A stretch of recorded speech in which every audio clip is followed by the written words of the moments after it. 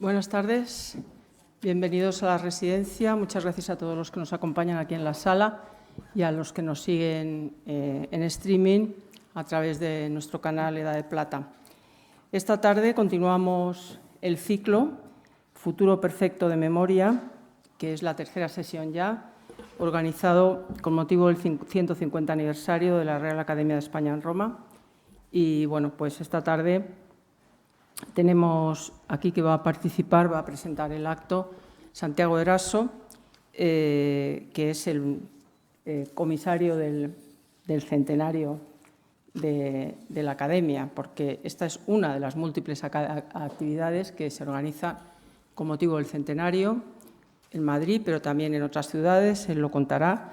Y bueno, pues hay que felicitar a la Academia por toda la labor que está realizando y que en este caso pues, se concreta en muchísimas actividades para dar a conocer en distintos lugares a qué se dedica la Academia de Roma, sus becarios, sus trabajos artísticos, intelectuales, etcétera, porque realmente quizá mucha gente no la conoce y es el momento de conocerla.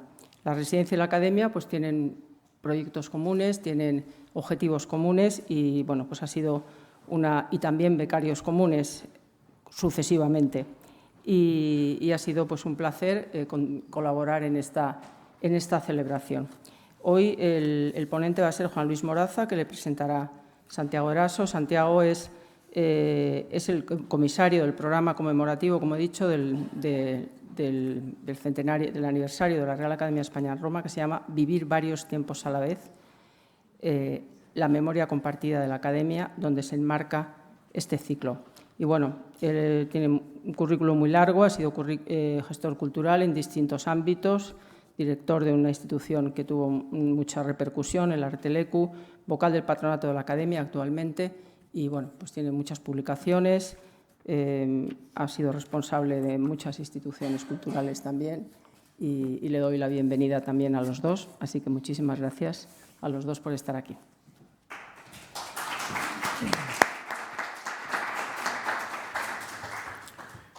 Muchas gracias, Alicia. Bueno, primero, ante todo, gracias a la Residencia de Estudiantes por acoger este ciclo y a vosotras por vuestra presencia.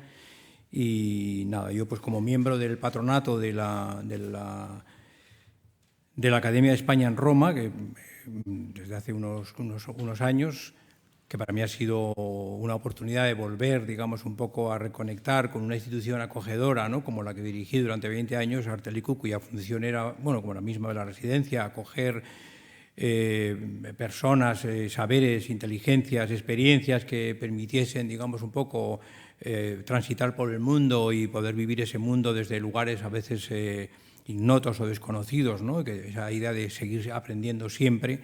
Cuando he dicho que tengo un currículum largo, lo que tengo es una vida larga, más que, o sea, decir que ya tengo muchos años y en ese sentido acabo de comentarlo con varias becarias que hay aquí ahora, que yo hace tiempo dejé de enseñar nada porque prácticamente lo que he hecho siempre es aprender de la gente que está a mi alrededor, porque mi trabajo ha sido siempre de mediador, digamos, de gestor, en el sentido de cuidador de las instituciones.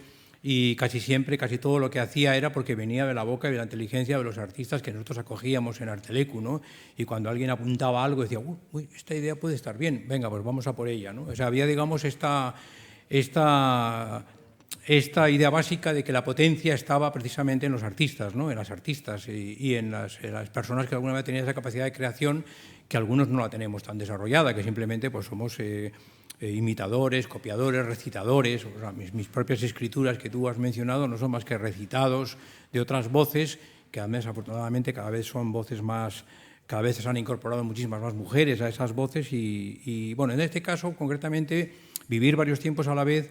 Bueno, a mí cuando Ángeles Albert, la directora de la Academia, que no sé, que es probable que nos esté escuchando al otro lado y si no está Ángeles, estoy seguro que Cristina, la que lleva la producción de este ciclo y de las actividades de la conmemoración del 150 aniversario, nos está escuchando porque me va a mandar un mensajito, así que le mando por aquí un abrazo también.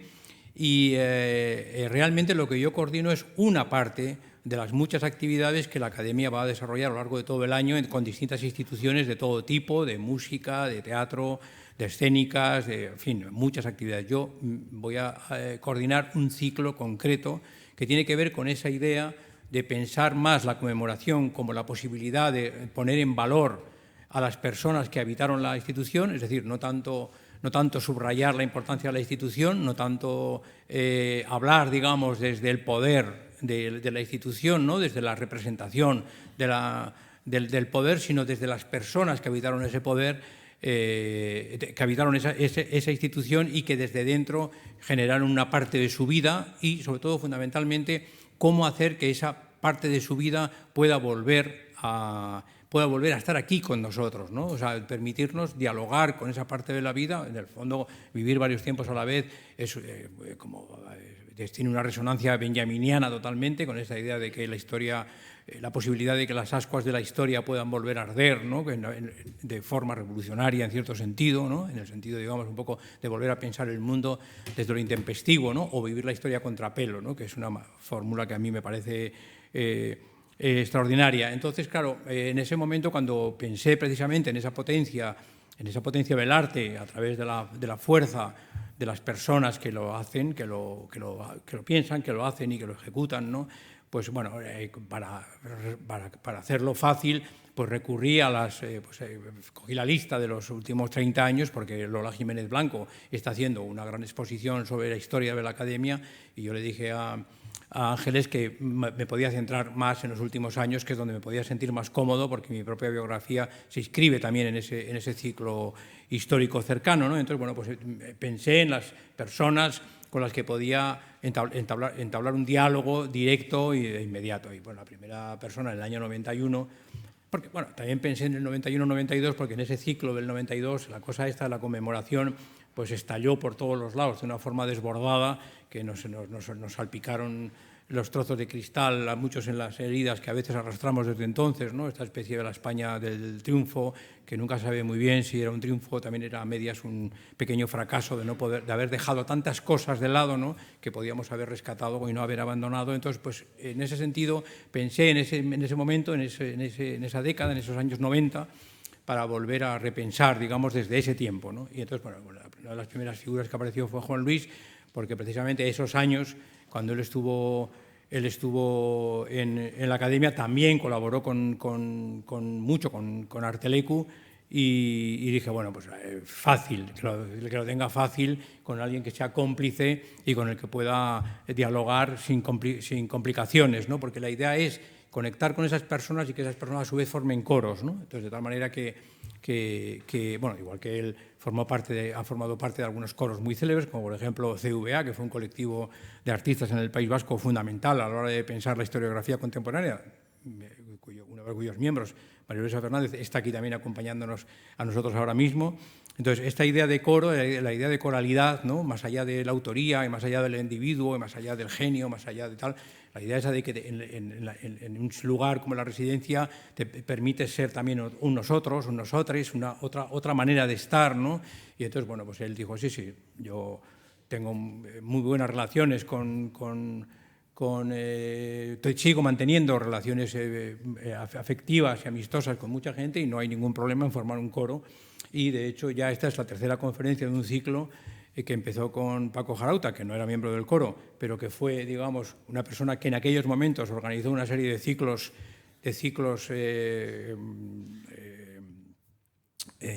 con Lozano, con el director, muy importantes en la Academia, y lo trajimos precisamente para rememorar la importancia de aquellos seminarios donde estuvieron Humberto Eco, Cachari y demás, que, por cierto, muy pocas mujeres también en aquella época, también ausentes, y que esta vez no ha pasado así, porque en la segunda parte del ciclo hay varias incorporaciones importantísimas en el coro que ha formado Juan Luis.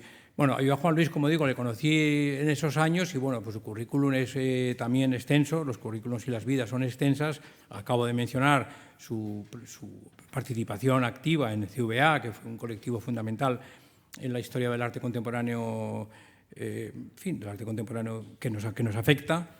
Pero, bueno, después colaboramos en varias actividades, pero luego, fundamentalmente, él se ha dedicado a una práctica mixta entre la práctica artística, muy destacada, porque tuvo hace unos años una estupenda exposición en el Museo Reina Sofía, pero también activa actualmente. Se han visto recientemente algunas exposiciones también en la Galería Espacio Mínimo, también en Barcelona, si no recuerdo mal de memoria ahora, que la haya visto yo últimamente, pero también es profesor en la Universidad de Bellas Artes, de la Facultad de Bellas Artes de Vigo, y como tal también pues un hombre con una capacidad de construir, digamos, relatos inteligentes, con una inteligencia además que está, en fin, adherida a capas y capas y capas y capas de saberes que él, por una especie de arte de birli-birloque, los convierte en textos de complejidad más que suficiente para tener que ir 3 veces a los textos para poder saber exactamente muy bien todas las potencias que hay detrás de cada cosa que dice. Entonces, cuando alguien dice que las cosas no se entienden es porque uno no quiere ponerse a entender, es decir, porque no se acerca, no se mete dentro, digamos, un poco de la estructura de lo que se está contando y no se atreve, digamos, un poco a ponerse en cuestión a sí mismo y sus propios saberes. Entonces, cuando Juan Luis escribe también para que nosotros deconstruyamos nuestros propios saberes, ¿no? Y digamos, no, oye, pues de esto no tengo ni idea, pues voy a ver qué hago, voy a abrir por aquí una línea de fuga, ¿no? De fuga de trabajo, digamos, ¿no? Y nada, pues esto es un poco lo que puedo decir de Juan Luis y bueno, volver a daros las gracias y a las que vais a venir, que creo que alguien está presente en el próximo ciclo. Él va a hacer una introducción de lo que queda pues, del resto del ciclo y después en mayo hay otra parte del ciclo que lo dirá él y en julio otra parte que la haremos en Roma. Y bueno, también lo que sí quiero mencionar es que bueno, este ciclo se resuelve también en una continuidad con Evaristo Velotti, que va a hacer un taller de artes en la escuela de artes de Algeciras, ¿no? O sea, es decir, vamos a trabajar en este mapa, este proyecto de vivir varios tiempos a la vez, tiene que ver con las personas, pero también tiene que ver con hacer visible un sistema del arte que no es solamente la Reina Sofía, que no solamente son las instituciones centrales, digamos, un poco que siempre aparecen en primera línea de la representación y de la propaganda, sino que hay un sinfín de capas y capas y capas de instituciones que son fundamentales a la hora de pensar la importancia que puede tener en una persona la asistencia a un instituto o a una escuela de arte, pues en Algeciras o en Toledo, por ejemplo, ¿no? o cualquier otro lugar donde realmente puedas tener la posibilidad de seguir avanzando en la vida. Darte las gracias, Juan Luis, por estar aquí con nosotros y te dejo aquí con tus imágenes y tus textos. Muchas gracias.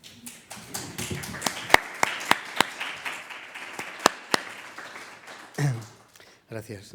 Bueno, gracias a Alicia, a la Residencia de Estudiantes, a la Academia de España en Roma y a Santi Eraso y también, por supuesto, a todos los presentes y a los que habéis elegido estar aquí en lugar de en cualquier otro sitio.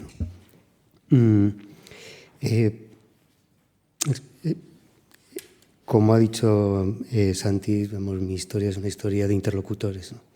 Yo me he hecho de la mano de los artistas y los artistas he ido buscando más interlocutores a la luz precisamente de sus obras y de sus palabras, ¿no?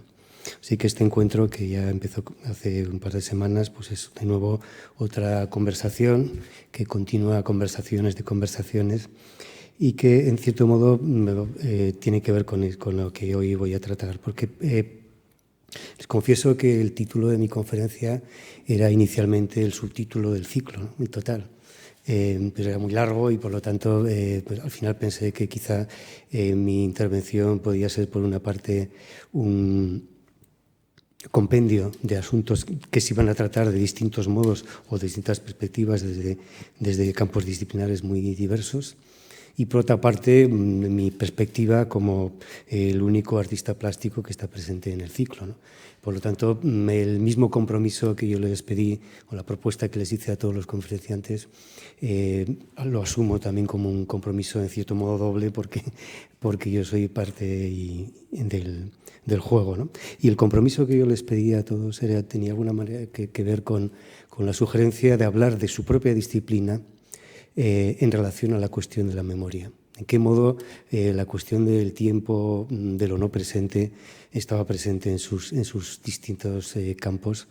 Y precisamente desde esa perspectiva es de donde voy a hablar, ¿no?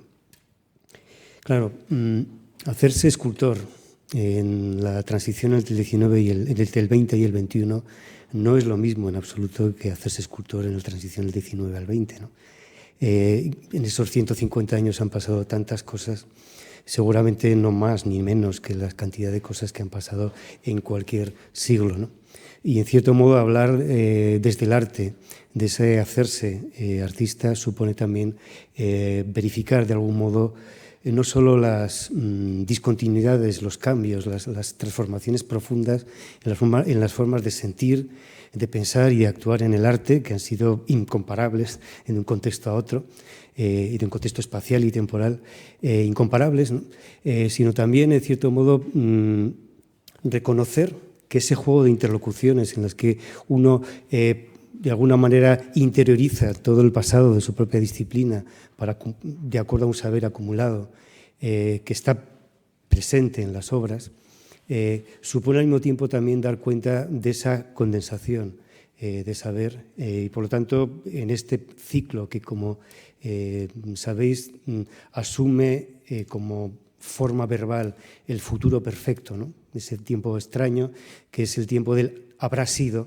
Mi charla de hoy tendría que ver con una cuestión sobre ese qué habrá sido del arte, ¿no? Y qué habrá sido de la presencia de las obras en el arte, ¿no? En cada momento, en cada lugar, por lo tanto, hacerse artista ha supuesto un cierto tipo de indagaciones y de aventuras, en el sentido más literal de la palabra, bien distintos. Es muy difícil pensar que un escultor griego del siglo IV a.C. no se manejase de una manera fluida con un mundo que iba más allá del conocimiento de la piedra o el conocimiento de ciertas tecnologías, ¿no? Sino que también debía manejarse fluidamente con saberes de época como la mitología, la teología, la política, porque si no, no es posible ver qué es lo que está presente en una escultura griega. Del mismo modo, la pregunta sobre qué habrá sido del arte en el contexto temporal y espacial que me ha tocado supone entender de alguna manera qué condensa el saber en el contexto en el que estoy, ¿no? Y por lo tanto cambian, como digo, los sistemas, los procedimientos, las sensibilidades, las formas de pensar, etcétera. Pero en cierto modo también tenemos que tener en cuenta que no existe progreso. Que no es más ni menos artista un artista del siglo XVI que uno del XIX, ni Kossuth es más artista que Giotto, ni Giotto es más o menos artista que Cézanne, ni mucho menos, ¿no? En esa temporalidad extraña uno tiene que darse cuenta, en relación ya al tema que nos ocupa, que la conciencia no se hereda. Es decir, que cada sujeto, en cada momento, empieza de cero, en cierto modo, pero con un montón de dispositivos, tanto materiales como simbólicos, de lenguaje, etcétera, que le viene del pasado sin que haya tenido, digamos, la posibilidad de interiorizarlos. Tiene que hacer un esfuerzo por interiorizar todo eso. Entonces, no es una transmisión genética, sino que es una transmisión cultural y, por lo tanto, el esfuerzo de aprendizaje tiene mucho que ver con esa evidencia de que la consciencia no se hereda solo el artificio y, por eso, somos primitivos de alto artificio, ¿no? Por decirlo de alguna manera. Por lo tanto, en cada instante se reproduce, de algún modo, ese proceso de aprendizaje, ¿no? Y esos procesos de creación que tienen que ver con las indagaciones de las que emerge una aportación en el sitio campo, supone también, o esa es mi intención hoy, referirme a esos procesos transversales, más que a las diferencias de época o a los modos en los que en los campos artísticos suceden las transformaciones evolutivas o transformaciones del arte, más bien a aquellas condensaciones que les permitirían entender hasta cierto punto de qué modo hay asuntos comunes que son transversales y que están en el núcleo mismo, no tanto como un origen, sino más bien como aquello que quizá podemos tener en común en distintos campos, ¿no? ¿Qué es lo que prevalece, por lo tanto, en ese qué habrá sido de la experiencia de la práctica del arte? Por tanto, el título, Monumentalidad de la presencia, tiene que ver con esta pregunta sobre las consistencias de la obra. ¿Qué habrá sido de la obra en esa dimensión vinculada con la consistencia misma de del poder hacer, ¿no? Llegué a Roma como uno de los profesores más jóvenes que había en la universidad, por lo tanto, por lo menos en las recientes facultades de Bellas Artes que comenzaron a existir, transformándose en escuela en el año 79. Por lo tanto, llegué a Roma después de un periodo de profesor de enseñanza de alrededor de 7 años, con una formación, diríamos, rabiosamente contemporánea, ¿no? Yo me eduqué de una manera muy fehaciente en el arte moderno y contemporáneo, y desde esa perspectiva, mi viaje a Roma no tenía que ver con una búsqueda de la obra clásica, no tenía que ver con una Roma etrusca, ni con una Roma republicana, ni con una Roma imperial, ni con una Roma renacentista, ni con una Roma, o no solo con una Roma barroca, ni solo con una Roma decimonónica o neoclásica, ni tampoco solo con una Roma moderna, sino que también tenía que ver con la Roma posmoderna, y por lo tanto en mi acercamiento a Roma estaba tan presente Ghiberti o Donatello como Enzo Cucchi o Mario Calzolari, y toda la tradición de los artistas del siglo XX en el contexto también muy fuerte de Italia y en concreto de Roma. Por lo tanto, no era tanto el gran tour del que se ha mencionado en los dos conferencias anteriores, ¿no? Donde el peregrinaje para encontrarse con el pasado tenía todos los componentes de un aprendizaje en modelos o en la persistencia de esos modelos, ¿no? Sino más bien seguramente era un acercamiento a lo que Roma tenía presente de crisis, ¿no? Crisis como ese suceso. Recordad que crisis significa etimológicamente momento decisivo, ¿no? De ahí también viene la palabra criterio, ¿no? La crisis es ese momento donde algo ya no tiene retorno, ¿no? Entonces, esa búsqueda de la crisis me parece que es una cosa muy vívida, y que en cierto modo confirmó mi estancia en Roma, en el sentido justamente de afianzar de qué modo en los presentes simultáneos que estaban contenidos en cada instante del arte, podíamos fractalmente detectar de qué modo la presencia de esas crisis como discontinuidades que van generando una continuidad artística, ¿no? En este contexto yo llegué a Roma, por lo tanto, con una búsqueda personal asociada a dos aspectos fundamentales, ¿no? Por una parte, algo vinculado con el análisis de los marcos y los pedestales, que años después se convirtieron en una tesis doctoral sobre la estética del límite, dispositivos de discontinuidad que tienen que ver con el límite entre el arte y lo que no lo es, ¿no? De qué modo los marcos y los pedestales estaban haciendo presente el problema que la obra tenía con su contexto, ¿no? Con el contexto físico del espacio, pero también con todos los contextos de significación y simbólicos. Y en segundo lugar, llegué a Roma con otro problema asociado, con otra búsqueda asociada a la intuición sobre la relación entre la iconografía y la demografía.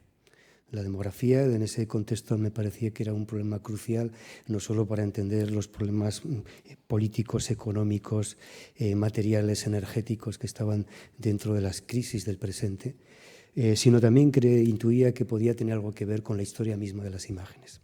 En esa búsqueda, pues el trabajo que hice en Roma, pues se tradujo en cientos de dibujos, de esquemas, de esculturas, que finalmente se condensaron en un gran archivo, parte del cual estuvo, como digo, como en esta exposición vinculada, que estuvo en el Reina Sofía, y todas estas obras de 1991, 92 y finalmente después de la Academia 93 y hasta 94, conservan en cierto modo la búsqueda o el intento de comprender esta crisis, esta doble crisis, ¿no? Primero la relación del arte con su contexto, y en segundo lugar la relación entre la iconografía y la demografía, ¿no?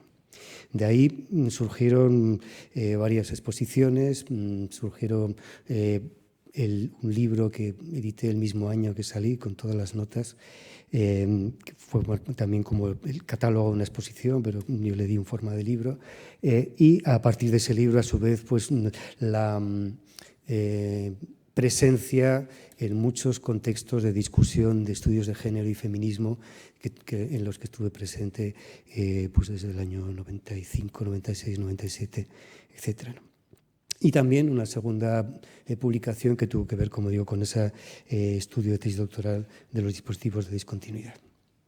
Todas estas obras estaban asociadas a estas dos cuestiones básicas, incluida esta que fue concebida en la academia y que se tradujo en varias series de obras vinculadas con un título que en cierto modo trata también de esta cuestión, que da presencia a la conferencia de hoy, ¿no?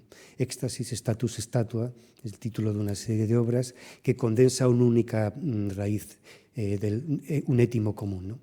La relación entre estatua y estatura y estatus y éxtasis creo que condensa bien esta cuestión.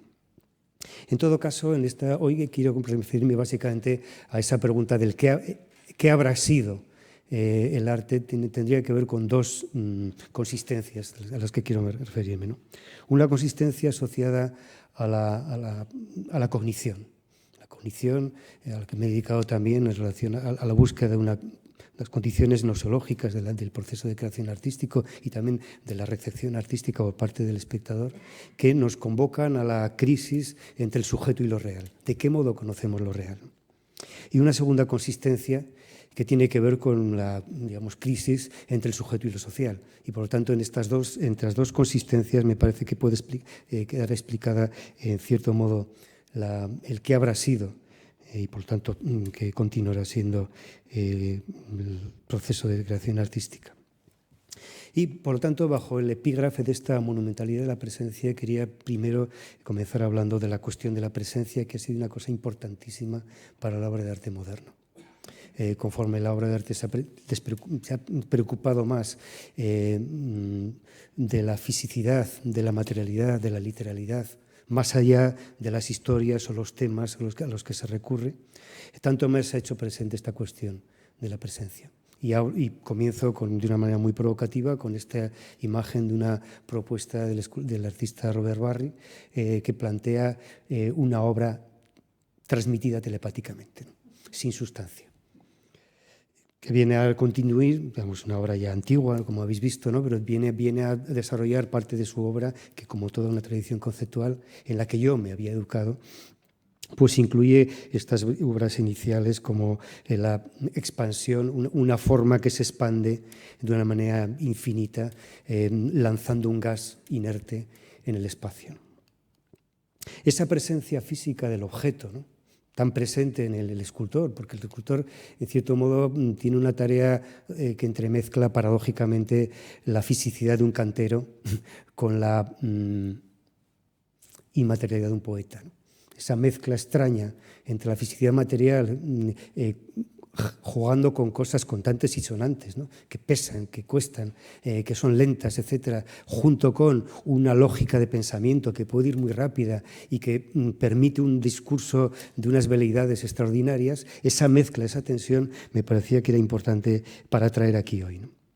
Esa consistencia de la presencia en el arte moderno remite a algo que creo que es muy común a lo largo de toda la historia del arte hasta nuestros días y más allá, ¿no? Y aludiendo a Roma, quería mencionar, por ejemplo, esta serie de esculturas que presentó precisamente en Roma en el año 62 el escultor Richard Serra, donde introdujo dentro de la galería una mezcla de animales reales con animales disecados, a los que había que... Entonces, esta presencia física de una cosa tan problemática que después veremos en artistas también en Roma como Pistoletto, o la presencia de una familia obrera en plena dictadura militar de Oscar Boni en Buenos Aires en el 68, o esta más reciente de Marina Abramovic, titulada precisamente El artista está presente, donde se enfrentaba a espectadores que se enfrentaban a ella más bien, ¿no? De acuerdo a la lógica de poder que era tan fascinante para los espectadores como la fascinación que cualquiera podía tener frente a la estatua de Atenea, que solo podía ver en el Escorzo una vez entrado al atrio, por lo tanto una presencia magnífica, ¿no? La presencia no solo es del artista en cuerpo presente, ¿no? Sino tiene que ver con todo el mundo, toda la historia de la representación que tendrá que ver precisamente con hacer presentes cosas que no están, ¿no? Por lo tanto, también quería recordar, de acuerdo a la vivencia romana, estos enterramientos de Volterra, que permiten una triple presencia, ¿no? La presencia del resto corporal, ¿no? del muerto, la presencia en los relieves del sarcófago de alusiones a su vida, tanto a su vida real como a su vida metafórica, la vida de un personaje heroico donde puede aparecer o con el que se puede relacionar, y finalmente la tapa muy pesada es un retrato que nos permite saber, por ejemplo, qué profesión tenía esta persona. Esta triple presencia tanto de los cuerpos como de los cuerpos personales como los cuerpos físicos, a través de imágenes y de objetos, será también, como digo, una persistencia de la consistencia de la obra como presencia, como en este caso donde el artista recupera dentro de la sala de exposiciones del museo elementos que forman parte del espacio real, pero convocados a una especie de trofeo de elementos dentro de la sala, ¿no? O esta clásica de las 1 y 3 sillas, que multiplicadas por la cantidad de museos que lo tienen, significa que hay cientos y cientos de sillas, ¿no? Pero que nos enfrenta a esta cuestión de la presencia, de acuerdo a este jeroglífico un poco simple, pero al mismo tiempo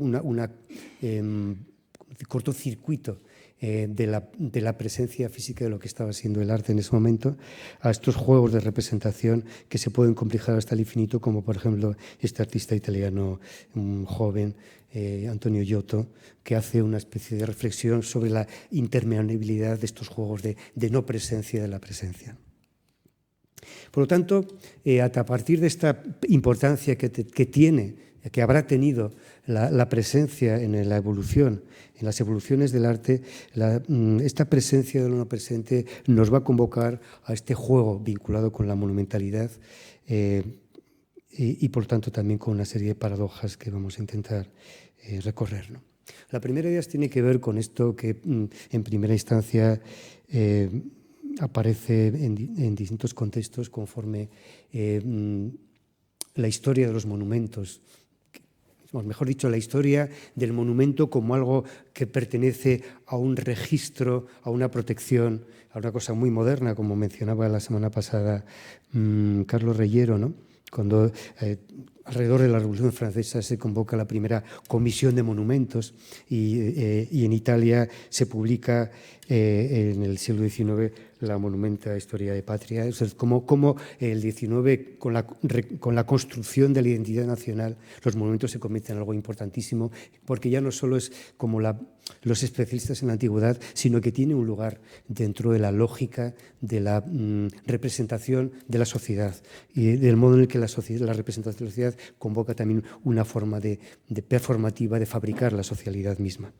Entonces, esta diferencia entre monumento y documento que Zumthor establece no solo tanto en relación a lo que literalmente significa el documento como algo muy vinculado con las inscripciones y los documentos y por lo tanto con las pruebas de cargo, sino también con el modo, y frente a los monumentos físicos, etcétera, sino también con lo que plantea Zumthor como la diferencia entre las edificaciones, en el sentido justo de la doble sentido de la edificación moral y la construcción de un edificio, mientras que el documento tendría que ver más bien con necesidades de intercomunicación corrientes de la vida cotidiana que después se utilizan como un sistema de pruebas o de enseñanzas.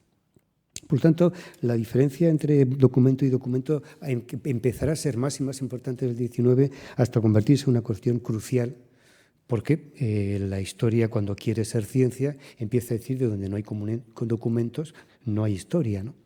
Como planteaba sobre los métodos de la historia del arte Samaran y al mismo tiempo esa importancia del documento, sin el cual parece que los documentos son sordos o son mudos, se convierte también en una gran revolución documental, como la denominaba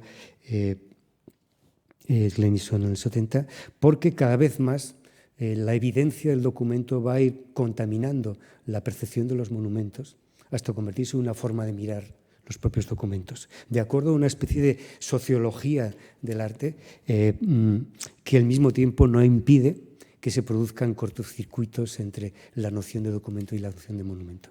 El famoso texto ya posterior de Foucault de arqueología, en arqueología de saber, plantea precisamente de qué modo se convierte la doble línea de la entremezcla, la indistinguibilidad entre el documento y el monumento, se convierte en forma parte de una nueva concepción donde al mismo tiempo los propios documentos empiezan a monumentalizarse y viceversa. Al mismo tiempo, esta distinción conflictiva entre documento y monumento se complejiza aún más por la distinción que por primera vez encontré en una escritora intelectual fantástica que tenía enamorados a unos cuantos, como por ejemplo Nietzsche, Freud y unos cuantos más, que no es poco, ¿no? Planteaba en uno de sus libros, en una recopilación de textos, que la memoria y el recuerdo son cosas bien distintas. Son dos modos totalmente diferentes porque, como ella decía, tenemos memoria pero somos recuerdo. De tal manera que en un caso hablaba de la experiencia vívida que ha dejado en un sujeto cierta vivencia previa, y en otro caso estamos hablando de dispositivos externos que en cierto modo externalizan nuestros recuerdos, permitiendo por lo tanto ir más allá de ellos y generando por lo tanto un acercamiento a esa idea de que los monumentos pueden ser documentos de las cosas. Y por lo tanto esta diferencia tendría que ver con lo que después, a partir de Lou Andrea Salomé, Benjamin planteaba como la advertencia de que en cierto modo hay algo revulsivo en el recuerdo que no tiene la memoria. Y es entonces cuando aparece en este juego de complejidades entre la memoria, el recuerdo, el documento y el monumento, donde la cuestión de la presencia nos instala directamente en la cuestión del instante, entendido como un momento decisivo, no como una nada colgada entre dos mundos, no como algo que está justamente en el instante fugaz, ¿no? entre el pasado y el futuro, al que se refería, como decía Agustín, de Nipona, ¿no? Desde el primer día, sino como algo vinculado con una especie de instante hondo, extenso e intenso, bien distinto del instante de la lógica de la actualidad. En este esquema de David García Vaca, uno de los grandes filósofos del siglo XX en España, afincado en Sudamérica prácticamente toda su vida, se plantea que el tiempo se puede interpretar en función del grado de apropiación que tenemos con respecto a él. Un tiempo físico, que nos es totalmente ajeno, que tiene un tiempo digamos, cosmológico, donde presente, pasado y futuro tendrían que ver, en todo caso, con una lógica termodinámica, etc. Un tiempo vivencial, que tiene que ver con un sistema más bien de carácter imaginario, vinculado con las experiencias, y un tiempo cultural, es decir, un tiempo simbólico. En este contexto, la diferencia entre pasado, presente y futuro se convierte en el tiempo vivencial en lo presencial, es decir, la conciencia de alguien que está presente en el presente y por lo tanto es presencial respecto a lo que está sucediendo, el pretérito como una especie de recuerdo y el porvenir como una forma de anticipación. Mientras que el tiempo con un máximo grado de apropiación convierte el pretérito en obsoleto, convirtiendo, qué sé yo, el tam-tam en obsoleto comparado con Internet, ¿no? El futuro en un sistema de planificación y la actualidad como una ideología de la fugacidad. Todo lo contrario de la idea de los tiempos simultáneos que está presente en la noción de instante, de un instante fecundo, intenso, presencial, extenso, frente a ese momento, ese instante tenso, actual y fantasmal, destinado a desaparecer. Claro, eso se ha aplicado al contexto artístico, pues esto, la ideología del instante como actualidad se transforma en cosas extrañas, ¿no? Realmente extrañas, como la socióloga Natalie Heinrich, que acaba transformando la lógica del tiempo en el arte a una lógica de estilos en el arte. Hasta el punto de que hablar de clásico, moderno y contemporáneo desde una historiografía derivada de Natalie Heinrich se traduce en definir lo clásico, moderno y lo contemporáneo no en función del momento en el que se hizo, ¿no?, sino en función del tipo de arte que se está haciendo.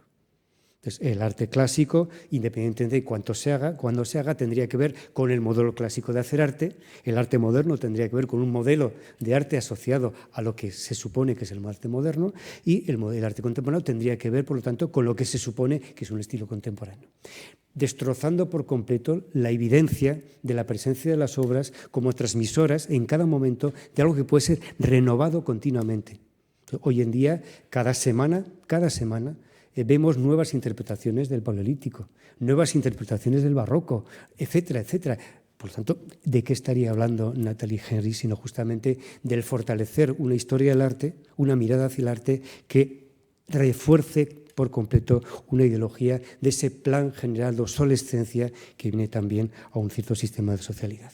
Entonces, ese instante fecundo, ese instante seguramente al que se refería Borges cuando dice, bueno, cada sujeto, cada persona se define para siempre o por un solo instante de su vida. Toda la aparición en la literatura borgiana tiene que ver con detectar esos instantes que condensan una vida entera, un carácter, una forma de enfrentarse a la realidad. Y Bachelard, en su famoso texto de La antición del instante, habla precisamente del modo en el que ese instante extenso e intenso, justamente tiene que ver, o se ilustra perfectamente y sobre todo en los instantes de la creación, en los instantes donde emerge para un sujeto algo que hasta entonces no existía en su conciencia. Esto vale tanto, lógicamente, para el autor como para el espectador, ¿no? Porque tiene que ver con la presencia, tendría que ver con una interacción. Una interacción donde el instante se entremezcla con la conciencia en el sentido de la atención.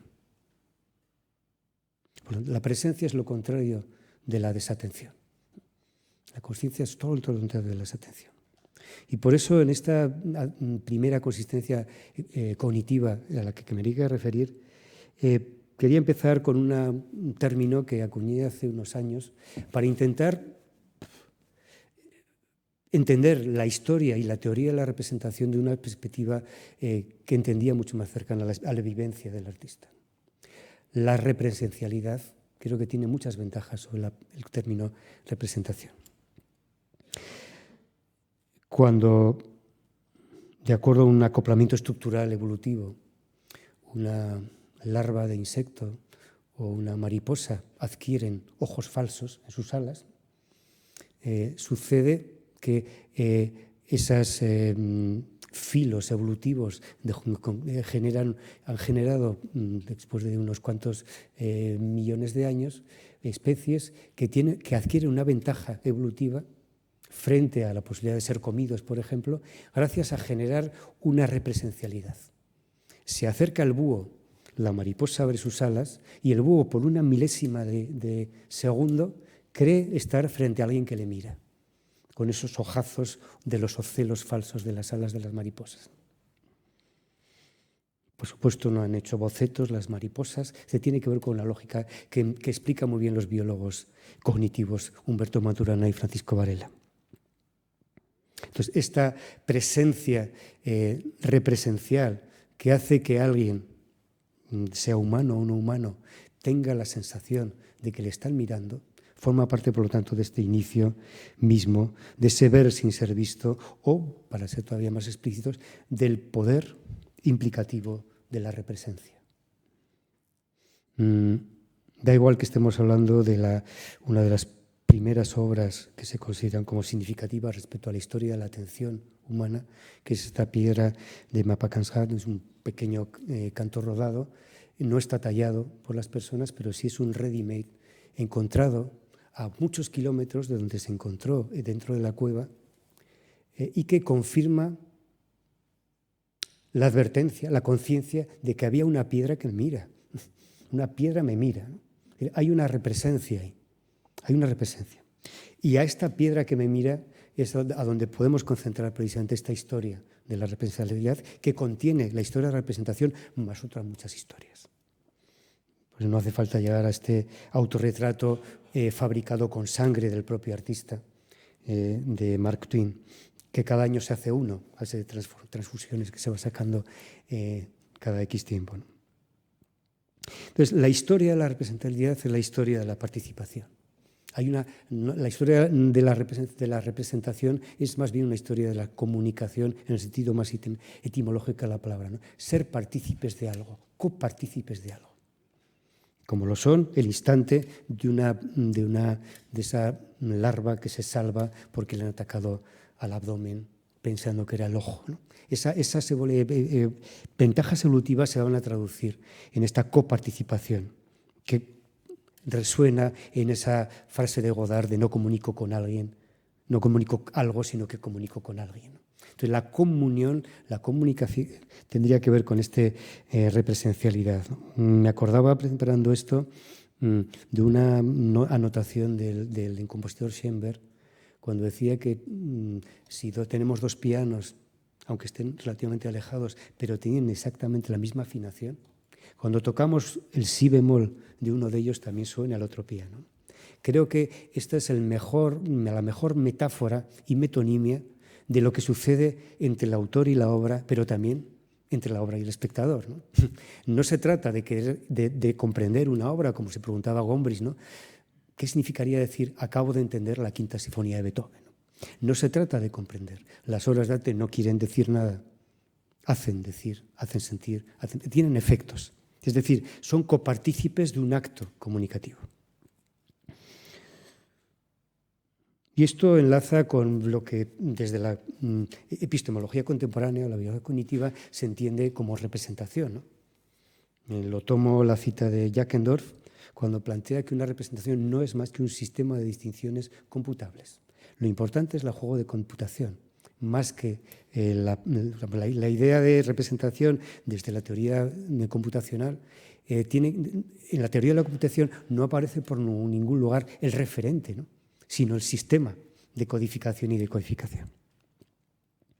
Y un ejemplo que me parece claro son estas obras que hizo ya el anciano Townley sobre la batalla de Lepanto, que precisamente estuvieron expuestas en el Museo del Prado, ¿no?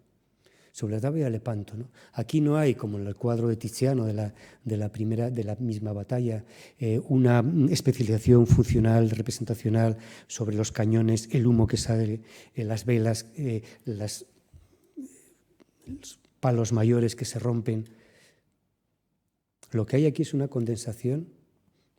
Y tras estos gráficos que parece que seguramente el vecino del segundo dice que su hijo y él mismo pueden hacer, lo que es una especie de condensación represencial increíble, ¿no? Yo recuerdo la vivencia del Museo del Prado viendo 20 o 30 cuadros enormes, ¿no? Enormes, de 4 metros o de 3 metros por 2, ¿no? Y de repente darme cuenta que estos gráficos eran mucho más que una representación de un barquito infantil, ¿no? Eran al mismo tiempo un ojo, una especie de ocelos, ¿no? Esparcidos por el cuadro, un ojo sangrante, un ojo lloroso. Al mismo tiempo era una herida sangrante, ¿no? Todo esto estaba condensado en unos gráficos muy sencillos.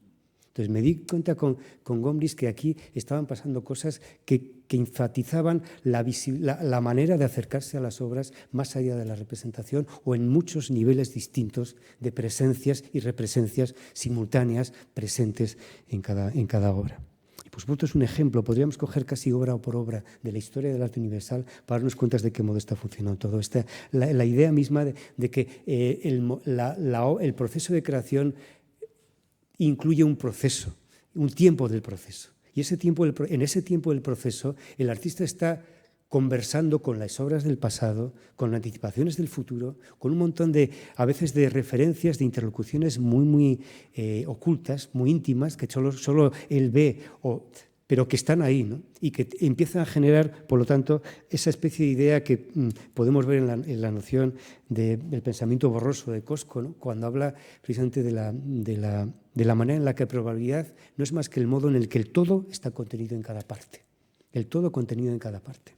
Y esto es una idea fuerte, ¿no? Que nos indica de qué modo cada obra de arte es un diagrama de la historia, es un palimpsesto de experiencias propias del artista, pero ajenas de todos aquellos interlocutores con los que está continuamente dialogando una y otra vez en cada momento en el taller.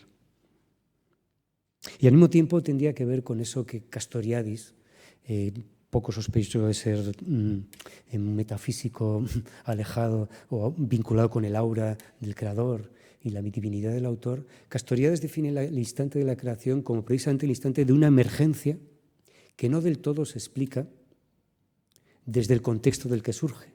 Pero esa emergencia es una determinación a partir de la cual ya no hay manera de volver. Hay un juego de irreversibilidad en el tiempo de la creación. Para el sujeto principalmente, de autor, porque todo cambia cada vez, ¿no?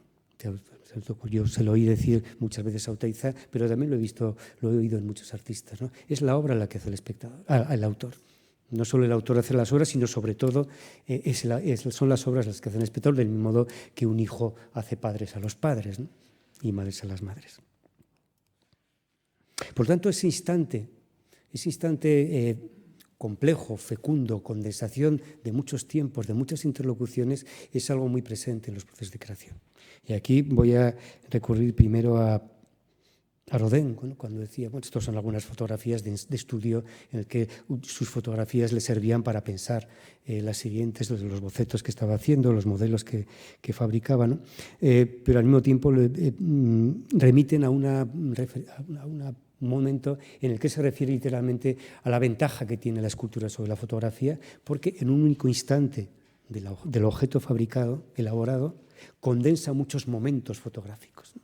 Y la discusión en la historia de la escultura sobre cuántos puntos de vista tiene la escultura, pues han ido de 1 a infinito, ¿no? 2 son los del comisario, ¿no?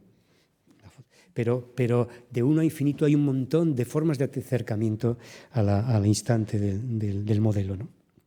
Entonces, el proceso, la obra, el proceso de creación condensa, por lo tanto, muchos momentos de ese girar alrededor de las cosas y meterse dentro de las cosas.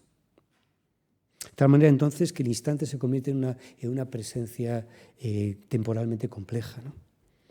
Y he querido también recoger este ejemplo de Mariano Benlliure, becario y director de la Academia, ¿no? de España en Roma, y en concreto en este monumento que podéis ver, el monumento del Eleuterio en Ruiz, ¿no? Que condensa también un montón de espacios, como el sarcófago etrusco que hemos visto, ¿no? Hay un montón de episodios en el propio pedestal que aluden a su vida y otro montón de factores heroicos vinculados con lo que el propio militar condensa como punto de atracción para la sociedad. Pero al mismo tiempo quería detenerme en un momento en este episodio que está representando, ¿no? Está arengando a las tropas para seguir luchando, ¿no? Pero justo acaba de pisar una bomba. Por lo tanto, este instante que está representado es el instante de su muerte, ¿no? El instante mismo, ¿no? Instantánea precisamente de ese momento donde la muerte confirma su eternidad, etcétera, etcétera, etcétera. Por lo tanto, el instante de la creación tiene que ver con un proceso y con una represencialidad. El proceso tiene que ver con un tiempo de elaboración que va condensándose. Lo que ofrece una obra de arte en buena medida es ese instante extenso e intenso de la creación. Y al mismo tiempo, como represencialidad, ofrece un instante de consciencia y de coparticipación en un juego de interlocuciones, como una especie de conversación transtemporal que tiene cada artista en su trabajo, y al mismo tiempo un instante de representatividad en el sentido de codificación temática que tiene en cuenta las construcciones simbólicas y categoriales de sus socios, es decir, de la sociedad con la que juega. Y esto atraviesa la historia del arte. Un artista como Luciano Fabro en cada obra condensa un montón de tiempos, interlocuciones, ¿no? Aquí están las columnas clásicas, pero están los postes de las obras urbanas y otro montón de factores que tienen que ver con el desarrollo de la monumentalidad o en cualquier obra del pasado y del presente. Después hablaremos de ello. Es decir, que la conjunción entre un tiempo real, ¿no?, y un espacio real y un cuerpo real, al mismo tiempo quedan convocados como copresentes una conciencia, es decir, y un pensamiento.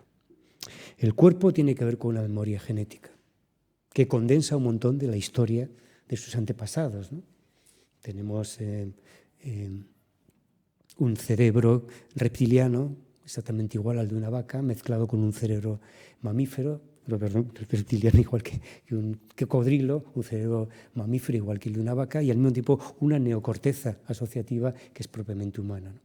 Toda esta conjunción de cerebros se traduce en otro montón de presencias presentes de una memoria genética. Pero al mismo tiempo hay un cuerpo consciente, imaginario, que tiene que ver con una memoria biográfica.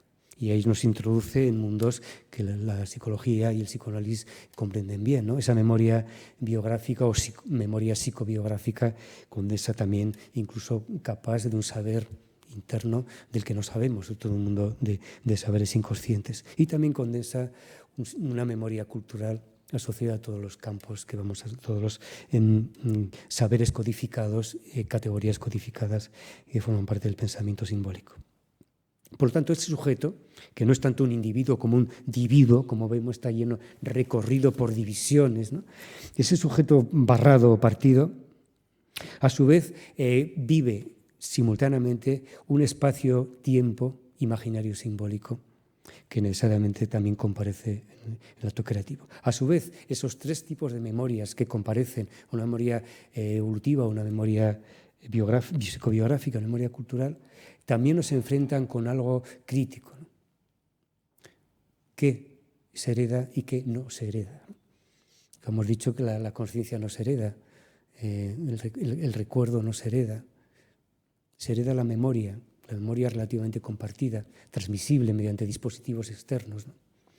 Por eso la cultura, decía John Turner Bonner, la cultura no es más que un proceso de transmisión por procedimientos no genéticos, mediante objetos, lenguajes, etc. Todo eso queda aquí condensado, ¿no? Por lo tanto, la obra es una presencia real, es una condensación simbólica y una intensificación imaginaria, utilizando aquí la referencia de lo real, lo simbólico, como constitución psíquica tomada de Jacques Lacan. La obra, por lo tanto, es una intensificación de la presencia porque no solo tiene que ver con el hecho de que algo está ahí, ¿no?, sino que algo está intensificadamente presente desde la presencia presencial de un sujeto. Y por otra parte, si la obra es instantánea, en este sentido, es porque una vez que se da por concluida, es cuando empieza su vida, como diría Marguerite Yourcenar. La vida de una obra comienza en el momento en que se da por concluida. Y ahí aparece esa idea de que la obra es dada de una vez por todas como concluida, y si el autor la rectifica después se convierte en otro nuevo momento, en otro nuevo inicio, pero por eso mismo es instantánea. La historia de los saberes humanos es una historia profundamente jerarquizada. Hay sentidos menores, sentidos mayores, y hay también la prevalecencia, el lugar fundamental que va a tener el logos, fundamentalmente a partir de Grecia, ¿no?, sobre todo lo demás, ¿no? Sin embargo, cuando yo me empecé a preocupar hace alrededor de 20 años casi ya sobre la dimensión noxiológica o cognitiva de la obra de arte, me encontré con un agujero, en realidad, ¿no? Un agujero rellenado por completo por una teoría fundamentalmente jerárquica de la cognición humana, con esta pirámide donde las ciencias exactas prevalecen sobre las ciencias inexactas y fundamentalmente también sobre las artes, sobre los saberes populares y todo lo demás. Sin embargo, me encontré con que si tenía que renunciar necesariamente a una teoría del conocimiento vectorizada desde el conocimiento científico como modelo, respecto al cual todos los demás son pseudoconocimientos, entonces, sin embargo, me encontré con que la idea de saber permitía otro nivel de juego.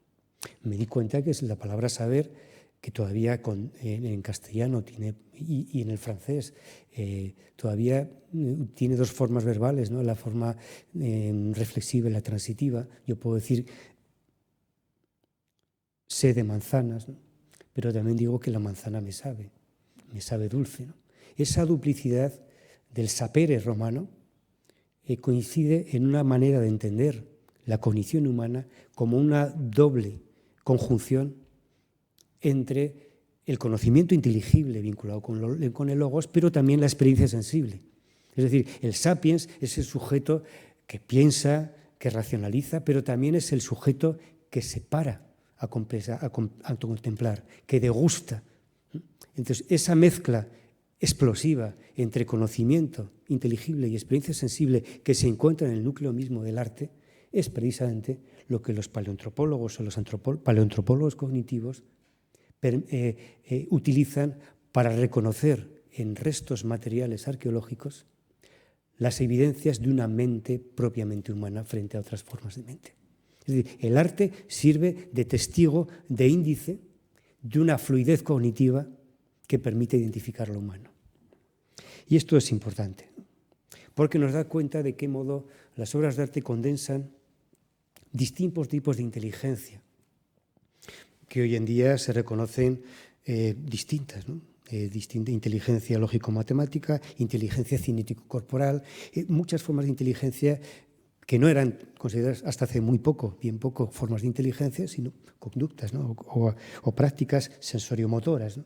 Pero en el momento en que la propia neurología y la biología cognitiva reconocen distintos tipos de inteligencias, nos damos cuenta que la sinestesia radical en el arte, la sinteligencia radical en el arte nos permiten entender de qué modo, más allá de una inteligencia asociativa, el arte condensa muchas formas de, no solo distintos tipos de inteligencia, sino sobre todo la conexión entre los distintos tipos de inteligencia.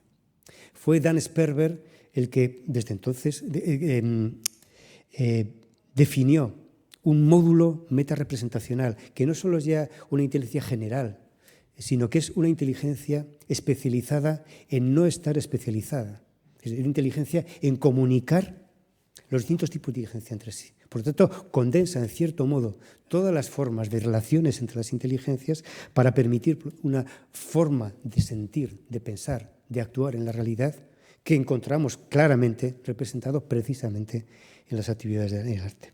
Todos los tipos de saber están presentes en la tarea de los artistas. Y como por supuesto no estoy solo hablando de los artistas plásticos, estoy hablando de todas las formas de arte. Todos estos factores se convierten no solo en materiales de trabajo para los artistas, sino en procesos de condensación y de interferencia entre ellos. De tal manera que entonces, si hacemos un espectro de todos estos factores para cada una de las disciplinas, nos damos cuenta que cada disciplina también se define por aquello de lo que no trata, ¿no? Digamos que la física trata poco de un mundo de emociones, por el momento, ¿no? Si hablamos de lo cuántico, ya entramos en la metafísica, ¿no? Pero fuera de la pequeñísima medida de la constante de Planck, por el momento la mecánica cuántica no funciona. Por lo tanto, la creación artística es una forma de integración sensorial, de integración psíquico-social, de integración operacional, porque no hay primero pensamiento y después acción, ¿no? Sino que la acción se produce en el pensamiento y el pensamiento se ejecuta en la propia acción. Una integración disciplinar, porque el arte es radicalmente interdisciplinar. Y de ahí, por ejemplo, que estemos dando desde hace tiempo cursos en distintos contextos, por ejemplo en la Complutense, para doctorandos en disciplinas científicas y humanísticas, de dibujo, como una herramienta fundamental. Yo quiero aquí recordar a Ramón y Cajal, también un personaje importante para el pensamiento español, y en concreto en este lugar, ¿no? Cuando decía que todos los grandes observadores son buenos dibujantes. No concebía un investigador que no supiese dibujar. Así que ahí estamos recopilando cientos de dibujos de todo tipo de científicos. Integración factorial, porque condensa un montón de factores. Y cuando yo me acerqué a Roma, mi búsqueda desde que Comencé como profesor y ahí para mí fue muy fundamental la posibilidad de trabajar en Artelecu, ¿no?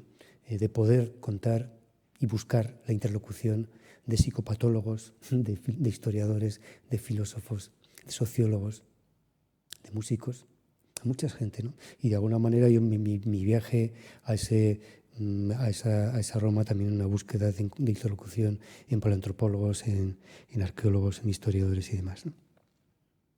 Una integración temporal, he dicho, no hay progreso en el arte. Y finalmente una integración espacial.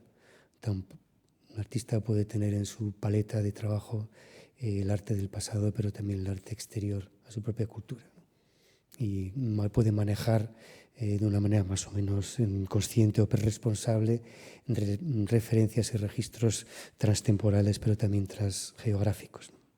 Porque su trabajo tiene que ver con la mezcla química de distintos factores, distintos procesos empíricos, vivenciales y categoriales, y con un tipo de transferencia que también es que va más allá de la transferencia de información, porque se transmite no solo aquello que puede codificarse con una información describible o descriptible, sino también con un montón de información que tiene que ver con el modo de hacer y con los agujeros en la lógica de la significación.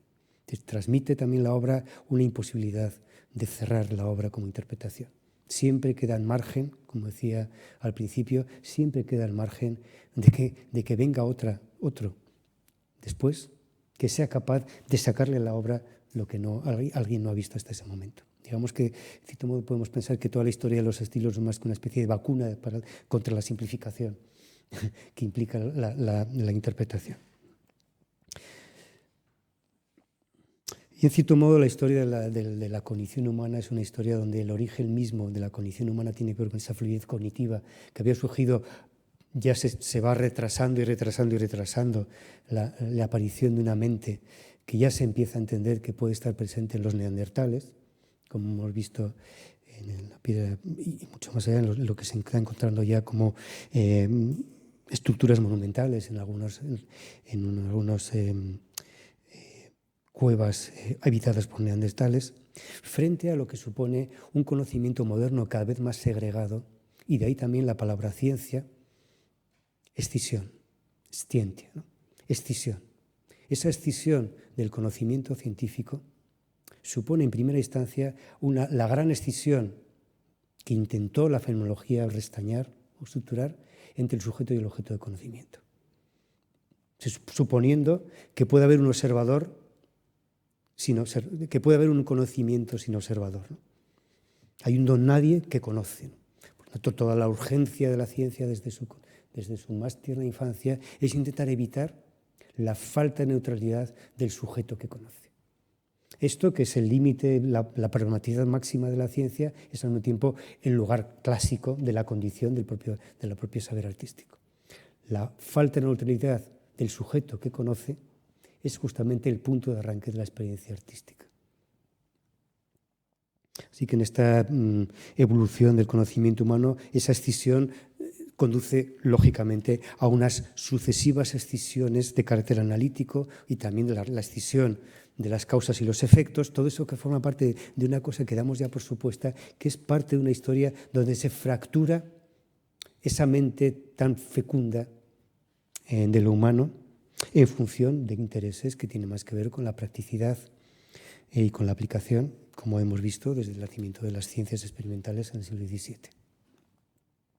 Es decir, que frente a la fantasía del conocimiento científico como un conocimiento sin observador, frente a la fantasía técnica o práctica de un conocimiento sin observación, porque es una fisicidad donde la causa tiene un efecto, el saber del arte es al mismo tiempo causa y efecto de una observación desde un observador.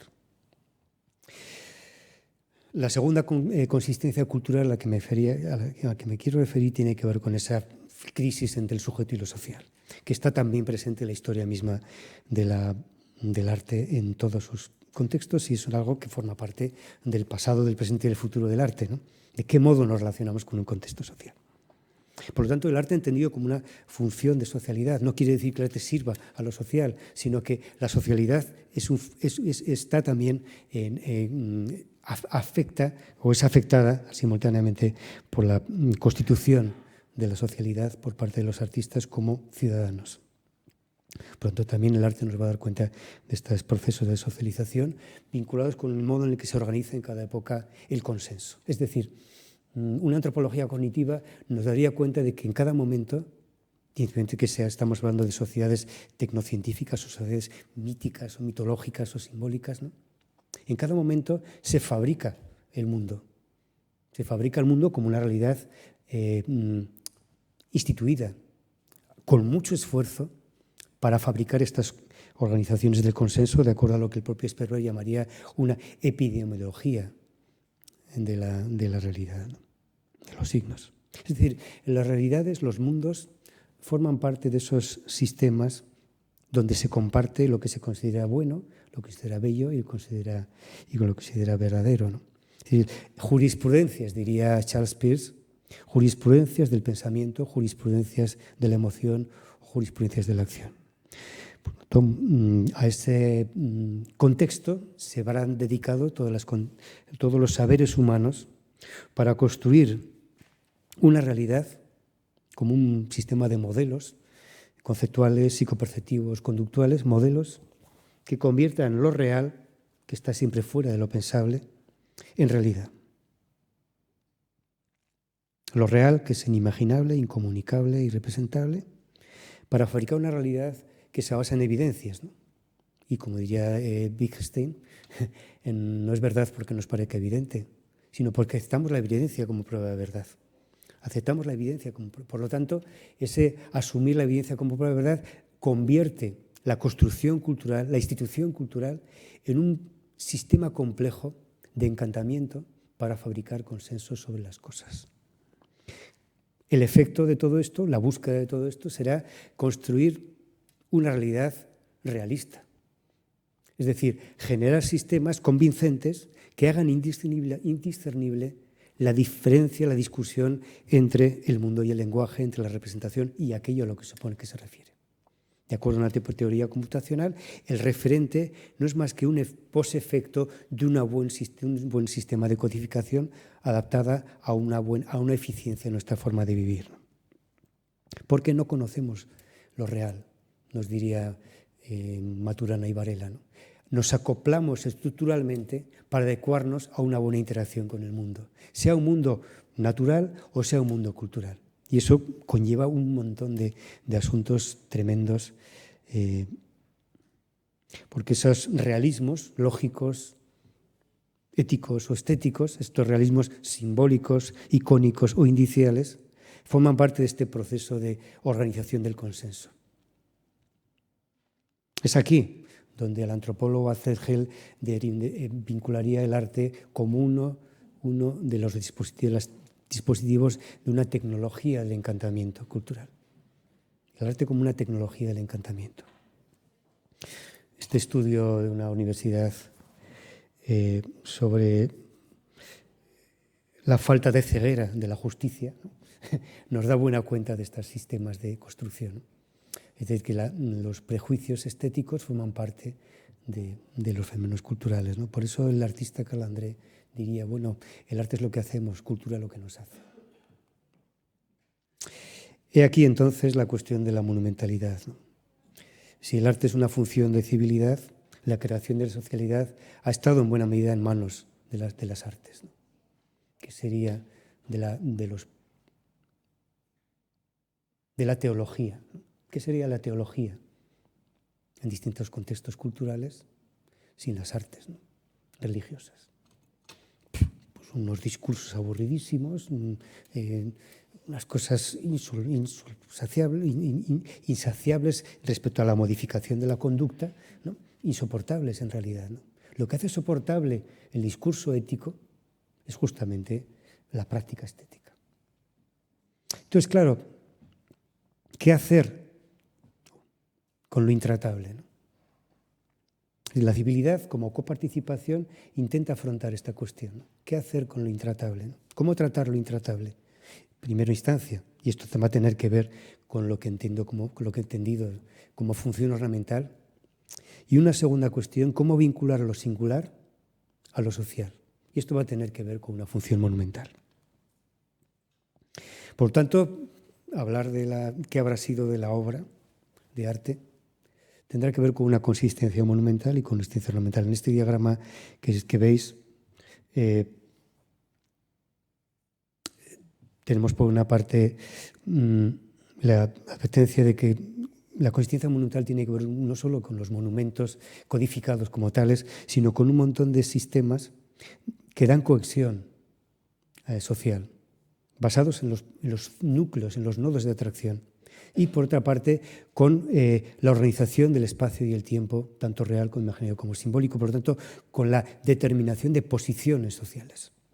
Mientras que la consistencia ornamental va a tener que ver con todos los procesos de socialización, es decir, de integración, de exclusión y de inclusión dentro de los parámetros de esa realidad social.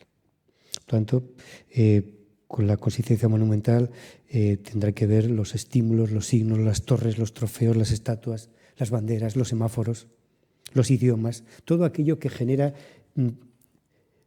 concreciones, presencias fuertes de atracción y al mismo tiempo de posicionamiento. Zonas, territorios, estructuras, mausoleos, plintos, pódiums, púlpitos, habitáculos específicos.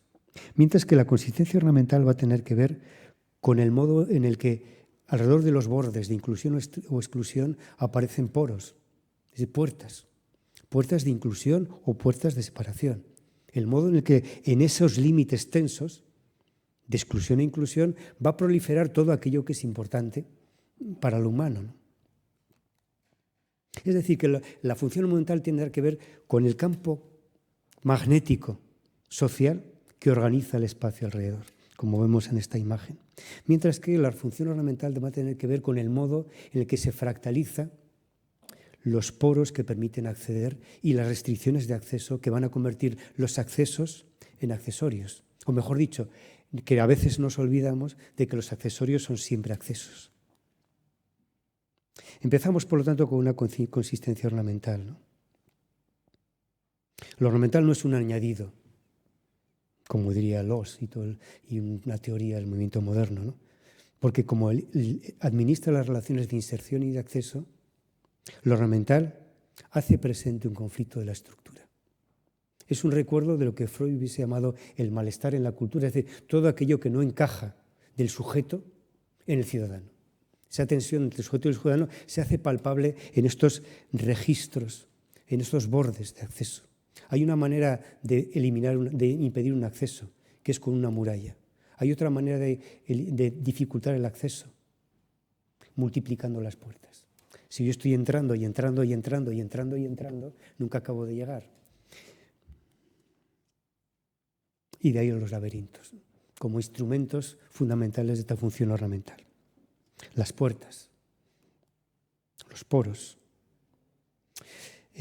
puertas y ventanas de acceso virtual, imaginario y simbólico, que suceden también dentro de la representación, ¿no?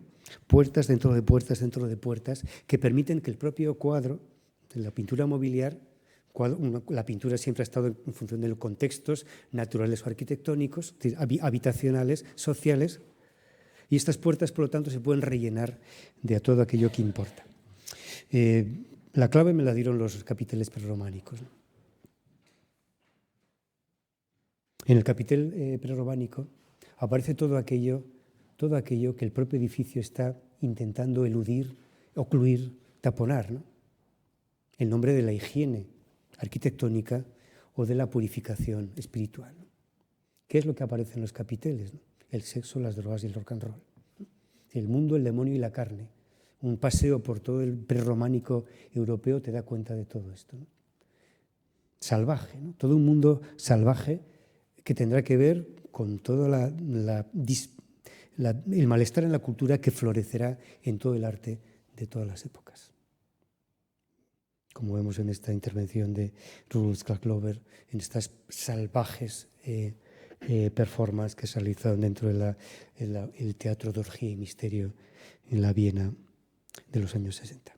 Es decir, que esta tesitura, el canon corporal y todo ese mundo de racionalidad y de orden estructural, fuerte estructural, es el correlato de justamente de estas apariciones de la presencia de todo aquello que el orden y la estructura está intentando eludir o domesticar. Es decir, incluir dentro o excluir dentro, incluir y al mismo tiempo excluir factorialmente de lo que está pasando. Por eso, cuando se habla de arte clásico, tendremos que incluir todo aquello que está excluido dentro del canon, que tiene que ver con lo que, de una manera más o menos coetánea, puede estar sucediendo en el arte popular, por ejemplo, en toda la estatuaria vinculada con la fascinación, las funciones apotropaicas, todo lo que es de protección contra la envidia, donde aparece, de acuerdo a una lógica también muy psicoanalítica, enfatizado todo aquello que está reprimido, represado, mejor dicho, en el canon, ¿no? Una pregunta que se hicieron en determinados los prehistoriadores en el arte griego, ¿no? En el canon clásico: ¿por qué el pene es tan pequeño? ¿Por qué poner un pene de niño en una figura adulta, ¿no? Y eso, lógicamente, nos da clave de que la representación, incluso esa representación supuestamente figurativa, no es más que un sistema, de nuevo, de instantes sociales que pretenden claramente expresar de una manera casi, como digo, analfabeta, lo que el logos está diciendo claramente. De tal manera que la propia escultura es un formato también muy abstracto, es decir, muy implicativo, que permite entender de qué modo el cuerpo griego está representando simultáneamente el cuerpo social, la referencia del logos con respecto a la libido, etcétera, etcétera, etcétera. Hay un montón de claves ahí que se están acumulando y que están condensadas en el instante de la escultura. Esos cuerpos monstruosos, esos monstruos en el cuerpo, tienen que ver con lo que incluso la neurología nos brinda como la representación del cerebro del propio cuerpo, ¿no? En estos homúnculos somatosensoriales descritos por Penfield, cuando estudia de qué modo el cerebro, en la corteza cerebral, todas las partes del cuerpo tienen un lugar específico, especializado, que recorre información de esa parte y también la transmite. Estos son mapas cartográficos de esas representaciones internas, ¿no? Todo aquello que está en el límite de la cultura, lo que no se adapta a ella del todo, toda esa parte salvaje de la naturaleza, las pasiones, la sexualidad, el deseo, la mujer, todo eso que ha estado metido, incluido en un contexto específico, la muerte, la enfermedad, todo esto es justamente el contenido fundamental de la función ornamental. Hace presencia real de lo que está excluido en lo simbólico de distintos modos. Y como digo, esto se traduce en todos los momentos. He querido poner a Robert Smithson en su serie de nuevos monumentos, cuando él habla precisamente de las glorias de los nuevos monumentos, haciendo visitas guiadas al monumento cloaca, al monumento en ruina industrial, etcétera, etcétera. Porque esto sucede, como digo, como un sistema de hacer presente todo aquello que la estructura niega, a través de registros geométricos o profusamente iconográficos, de maneras metonímicas o metafóricas, ¿no? En un contexto cultural podemos encontrar por doquier esa visibilidad, digamos, metafórica de la presencia de aquello que se pretende aculturizar, y en otro contexto podemos ver en la presencia de una ornamentación que intenta ser una metonimia opaca, que imposibilita y que afirma la imposibilidad de representar aquí, como por ejemplo toda la estética del orbe musulmán. Por lo tanto, tenemos aquí una ornamentación icónica y una ornamentación plástica. Son dos modos de entrar y de salir, son dos modos de restringir el acceso y permitir el acceso simultáneamente. Bien proliferando el acceso, como hablaba de los laberintos, o bien dando cuenta de la alteridad radical. Por lo tanto, si la cultura es un contrato, los procesos de aculturación tienen que ver con la visibilidad de esos procesos de constitución de la socialidad. Es decir, la sociedad se representa a sí misma de forma delegada a través de los artistas. Esto nos indica también lo que planteaba Kant cuando hablaba de la publicidad trascendental, hablando justamente del modo en que lo público se hace presente en lo publicitario, del mismo modo que una sociedad se hace presente en su representación a través de lo que sucede dentro de la propia ciudad. Los espacios, las acciones, todo esto va a estar funcionando como una institución continua de la socialidad. Esto nos indica también, dentro de este contexto ornamental, de qué modo se establece una especie de proporción entre la profusión de lo ornamental, de la visibilidad del conflicto, y el grado de legitimidad de un sistema de orden. De tal manera entonces que lo que se llama históricamente los barrocos no son más que las estéticas asociadas a un contexto que está viviendo una crisis de legitimidad. No tiene que ver con una lógica interna, ¿no?, como ha planteado todo el formalismo de la historia, ni tampoco una especie de sistema pendular donde, nos hemos aburrido de ser clásicos, pues nos volvemos barrocos, ¿no? No, tiene más que ver con contextos donde una crisis profunda de una cultura necesita relegitimar su socialidad a través de políticas de proximidad. Entonces, políticas de proximidad. Es decir, la tensión, el conflicto entre las partes componentes y las partes oponentes, es decir, entre la cultura y lo que no encaja en la cultura, se convierte, por lo tanto, en una proporción de la intensidad, de la visibilidad, de la presencia del todo respecto a las partes o de la discontinuidad interna de las partes con respecto al todo. Es decir, que nos damos cuenta que las obras de arte están también testificando la presencia de este conflicto mediante estos sistemas de visibilidad permanente del conflicto estructural. Y lo vemos con los periodos, ¿no? La crisis de la idea, de la ideología, del proyecto moderno de las polis griegas se transforma en helenismo, etcétera, etcétera, etcétera. Igual que la crisis de la modernidad se traduce en lo que entendemos por modernidad, es decir, estéticas que ponen en escena esas políticas de proximidad en formas recientemente de un arte sin fronteras, un arte de los intersticios, un arte que deja presencia evidente, literal, física, de todo aquello que importa, de la cercanía. Igual que tiene la misma lógica que cuando el político, antes de las campañas, reparte flores o da la mano. Toda esa lógica de las estéticas de legitimidad forman parte de esta cuestión.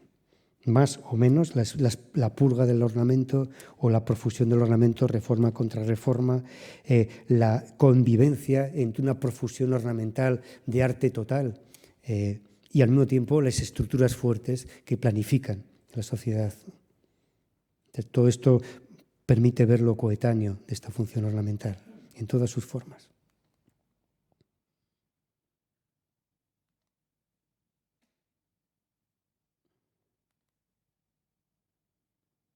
La visibilidad, por lo tanto, del conflicto. Estas obras dan cuenta del modo en que se hace evidencia del conflicto, ¿no? Un dibujo de Kooning borrado por Rauschenberg. El artista borra el dibujo de otro. O el artista, como en el caso de Santiago Esguera, contrata personas para sostener una viga mientras la obra está expuesta. La obra consiste en esta contratación para tener ahí a gente que está haciendo viva, haciendo presente la figura clásica de la cariátide, es decir, de la escena de sumisión del conquistado.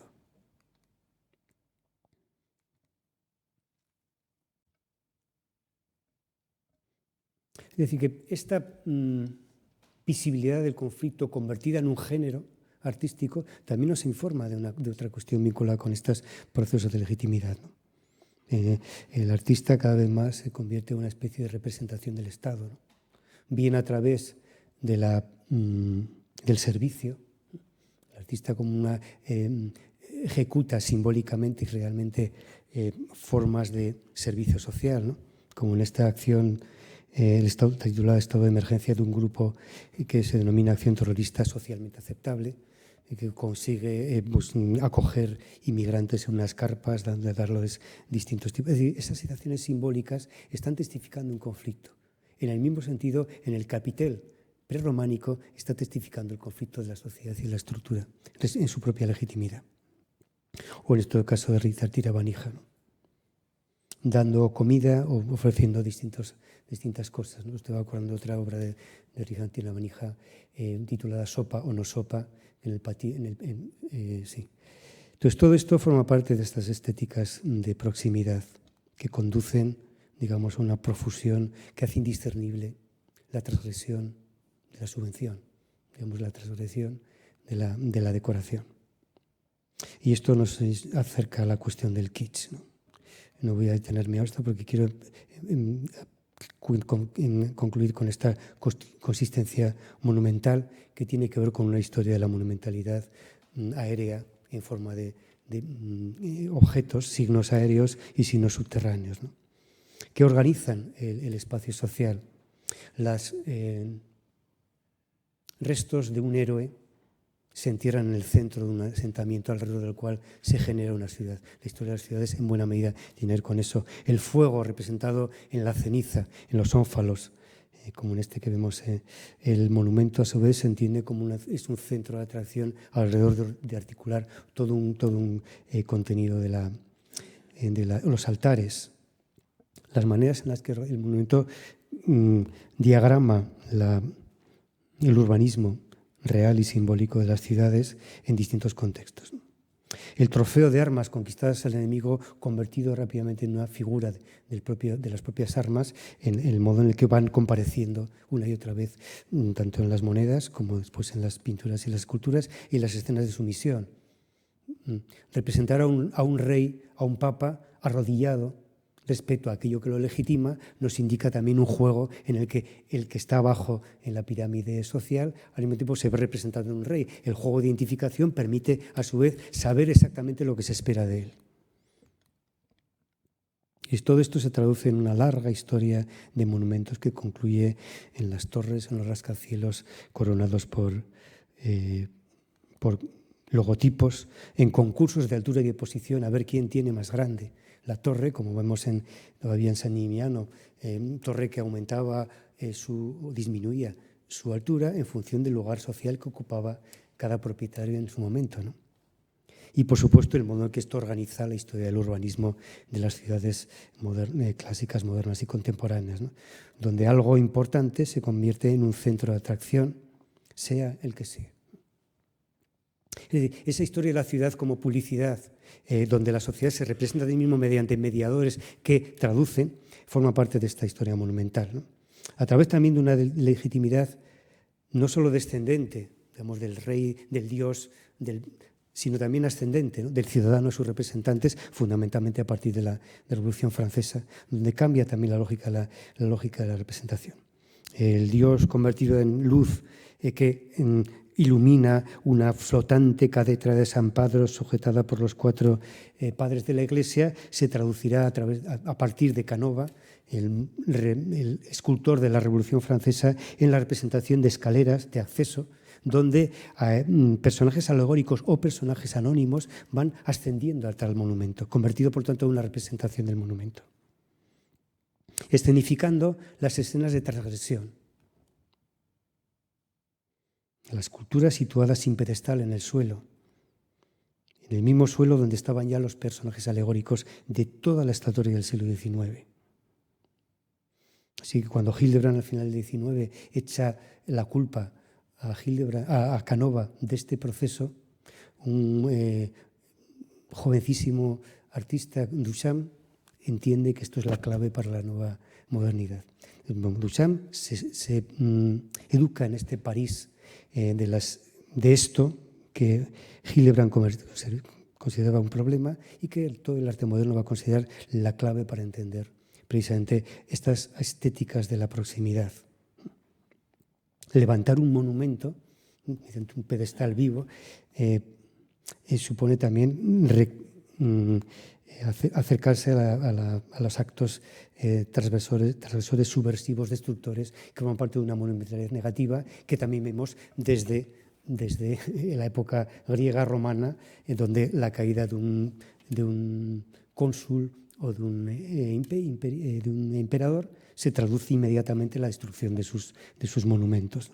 Toda esta historia de construcciones y destrucciones forma parte de la lógica misma, de la evidencia de que la presencia de la destrucción forma parte de estos principios monumentales y ornamentales. Y aquí no puedo evitar recordar a la ley de ruinas auspiciada por el arquitecto de Hitler, ¿no? Albert Speer, cuando se dio cuenta de que la ruina de los edificios modernos, con hierros retorcidos y fragmentos absurdos de hormigón, no reflejaba la gloria de lo que había sido el edificio. Por lo tanto, impuso, para escándalo de buena parte del Tercer Reich, la idea de que, de acuerdo a una ley de ruinas, todos los edificios públicos realmente importantes tenían que también que contar cómo iban a quedar después de su destrucción. A través de cuadros, de grabados, etcétera, íbamos a ver, como en este que veis de este inglés, ¿no?, la vista aérea de las ruinas imaginarias de lo que será la destrucción del Banco de Inglaterra. Esta mirada profundamente arqueológica y profundamente neoclásica es también una profunda visión moderna y posmoderna de la lógica de la ruina, ¿no? Porque, en cierto modo, la reciprocidad entre lo que se reconoce como valioso y la legitimidad es recíproca. El arte legitima como institución aquello que lo legitima como arte, viceversa, la institución legitima como arte aquello que la legitima como institución, ¿no? Esto nos introduce, de acuerdo a esta cuestión, en la última cuestión, ¿no? Las evoluciones de habrá sido de la función ornamental y monumental nos enfrenta a una cuestión crucial, una nueva crisis, ¿no? Conforme la ciudad se vuelve una ciudad absoluta, preletaria, de interrelaciones, tanto más y más y más la construcción de la monumentalidad se vuelve absoluta, igual que la ornamentación se vuelve ubicua, ¿no? La ciudad convertida en publicidad como gran dispositivo de legitimación, como creación de un nuevo consenso, es decir, como tecnología del encantamiento, supone una extensión monumental, inclusiva y igualmente excluyente, y al mismo tiempo unos monumentos que son nuevamente centralizadores y descentralizadores.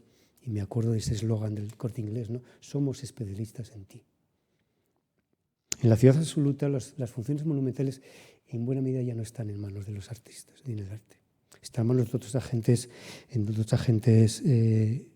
sociales, mediante una expertización de las planificaciones estratégicas.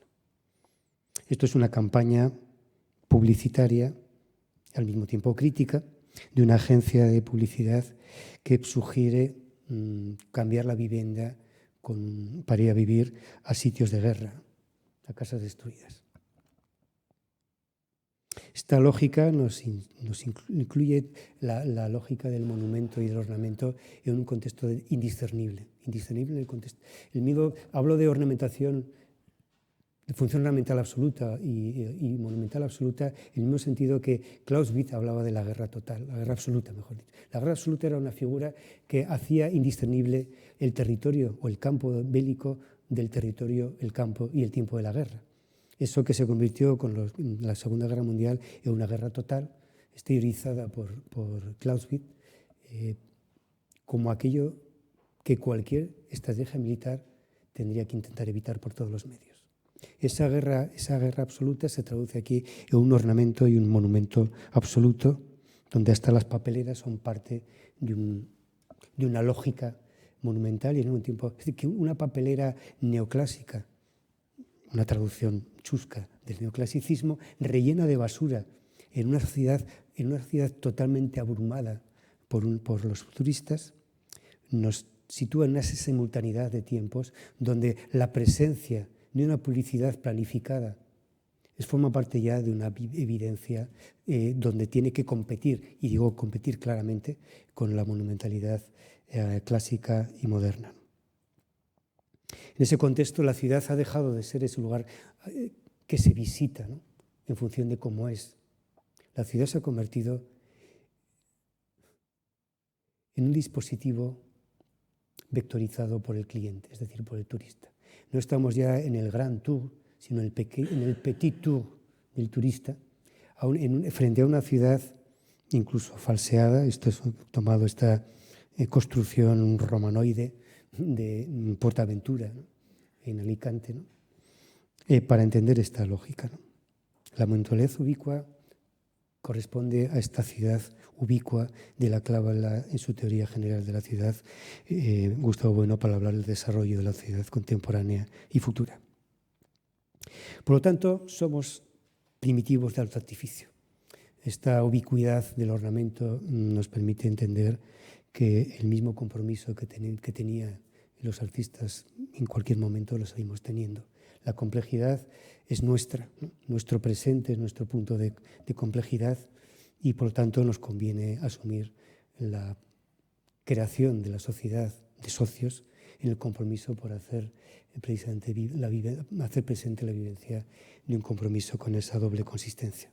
La consistencia cognitiva que nos compromete a saber mejor de las cosas de una manera mucho más compleja, más fluida, más adecuada a la complejidad y a la riqueza del mundo y de nosotros mismos. Y el compromiso con una consistencia cultural. ¿Qué hacemos con las paradojas de nuestra inserción activa en la sociedad? Así que bueno, con todo esto ya me he pasado un poco, no sé si mucho o poco del tiempo, pero gracias por asistir en este contexto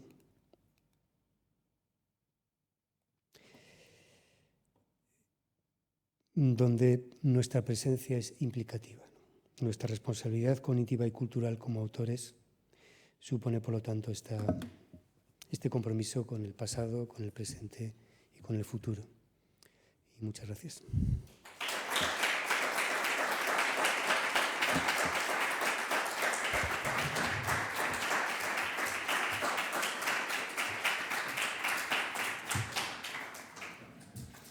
Me imagino que igual no tenemos tiempo para nada más, pero como habéis intentado condensar demasiado, viviendo las paradojas de hablar de un instante extenso e intenso en un contexto donde condensar todo esto con escasez de tiempo convierte el compromiso en la afirmación de la paradoja misma.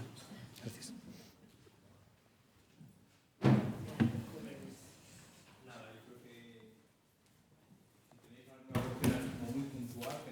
Especulativa ni informativa, sino alguna pregunta concreta, en fin, que pueda que no esté ya respondida.